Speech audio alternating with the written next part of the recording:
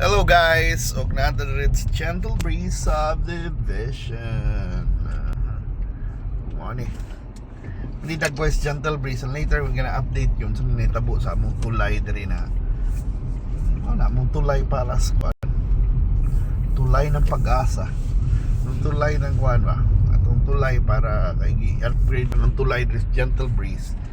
And thanks kang Lollipop og sa diri. Cebu City, diba? North. Diba? Pero kang Lollipop matinita, no? Si Lollipop may nagkuhan. Tulay ta. May sa budget din ni Lollipop Emery Olwano. Pero mao ni mato pa mig Ayala pa doon ko, no? So tana biyahe ta. So many Gentle Breeze Subdivision, mga kaning mga subdivision na kaning subdivision mga 80s pa ni. So around almost 50 years na ni, pero 40 plus, so 45 tingali. So kaning mga pocket subdivisions pa, digit pocket 100 over around 100 many houses.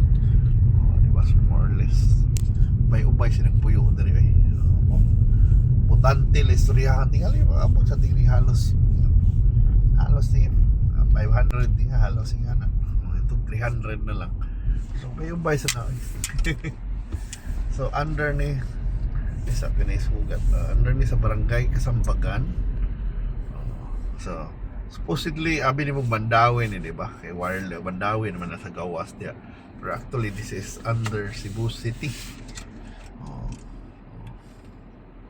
So ano DPWH Region 7, ang taasan ng billboard ani ni project para may bawaan ako kung kinsay nagkuan pasimuno ani pala yung budget. So actually apilas mga flood control, no, technically flood control rin sa Cebu, kay nagkamagbabaha na rin ganyan mga bahay pahawa diha. Diba mga kuan, hapit na mahuman nakalabang naman mi dire.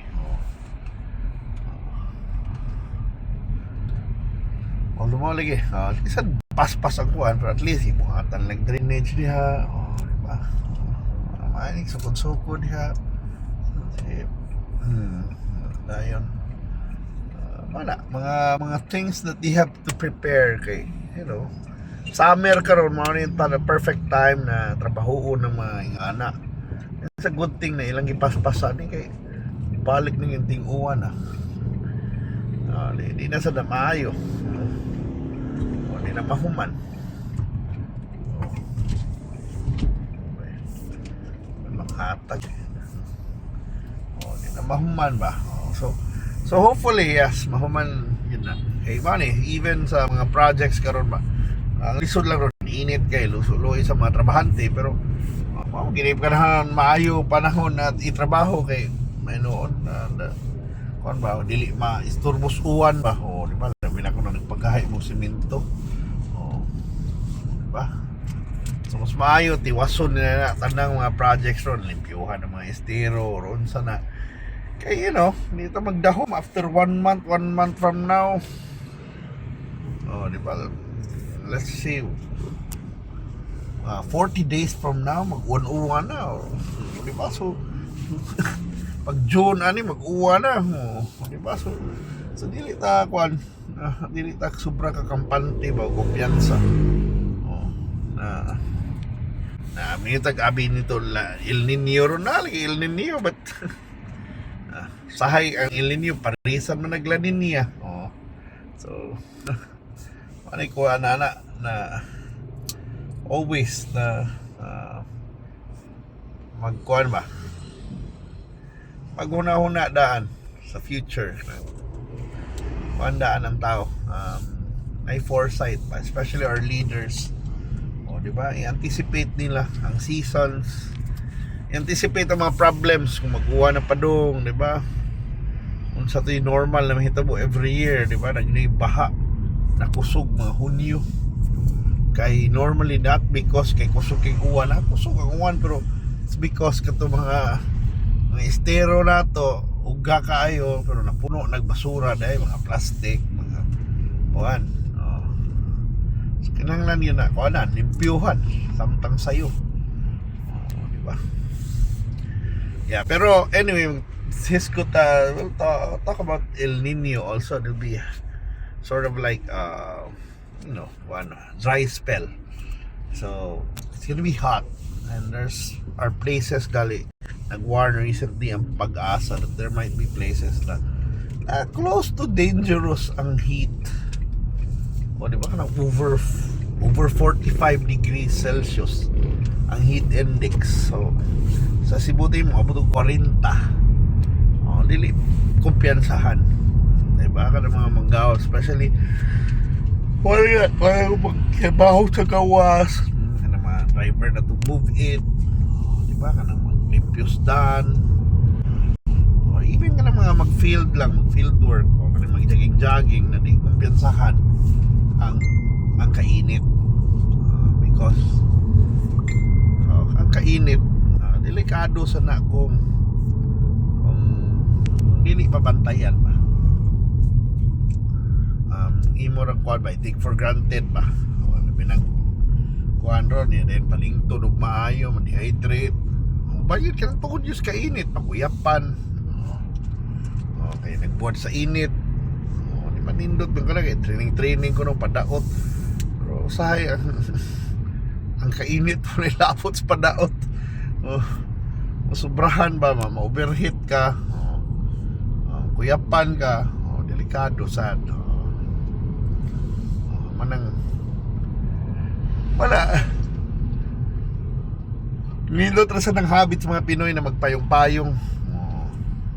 Magpayong-payong ba, mayroon ng payong. Normally may yung matag umbrella is para nasuwan para sa uwan lang dire sa tua, especially it's para sa init. And it's also practical, like to wear caps, but also bring tumblers, drink water, panihading manoy, holding hands sila, lakaw-lakaw. Lagi si tumbler. Ay delikado, especially for people na dili anad sa init ba, especially the foreigners, mga turista. Maayo nang magkuhan sila, magbantay sila na baka ng mga kainit, di nila kuanon, hindi na kumpiyansahan. So based sa ito nakita sa dano kanis mga manoy kuan magyud napasigsig mga kao. By the way, we're in Kabahog Street, Panagdait. So yeah, you've seen this street often sa akong mga drives before. Dili na kay karon, but karon sinakita. Traffic lang sige na diri napita. But yeah, it's now known as Kabahog Street. Mga karaan, this is like Panagdait or the Ayala access road sa day kay ikan man mo ni nag-connect sa Mahog sa Mandawi o sa Ayala sa una. Wa pa ba ni putol ba yan nadaan kini wa pa ning Ayala. Wa pa, pero tungod sa kuan pag-opening daan sa una mga 1990s kuan pa ni shortcutanan ni nang uban akong kaila sa una na nagpuyo diri. Layo sila tuyukan na sa wireless la tuyok or dito sa Pudlan. So, layo sa and karon na pati mga schools like CDCC. Kasi sa schools ron una na mga Chivas pa, mga Kananan. So kuan ba? Dito sunahan agian na to itong mga Sykes. Diba? Nasi diskuhanan diri. Ako yawan ang disco na term, hindi na disco Club.